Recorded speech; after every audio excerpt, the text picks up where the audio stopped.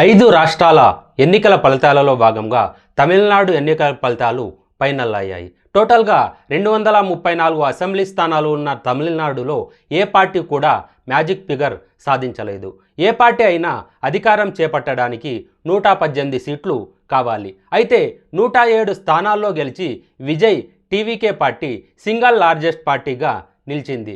విజయ్ పోటీ చేసిన 2 చోట్ల కూడా గెలిచాడు. తమిళనాడు మాజీ ముఖ్యమంత్రి స్టాలిన్ కూడా ఘోర ఓటమిని చవిచూడాల్సి వచ్చింది. మొత్తంగా చూసుకుంటే 234 స్థానాలకు గాను TVK party 107, DMK 60, AIADMK 47, Congress 5, PMK 4, IUML 2, CPI 2, VCK 2, CPM 2, BJP 1, DMDK 1, అమ్మా మక్కల్ మున్నెట్ర కళగం 1 సీటు దక్కించుకున్నాయి. దీంతో విజయ్ ఏ పార్టీతో కలిసి అధికారం చేపడతారనేది ఆసక్తిగా మారింది.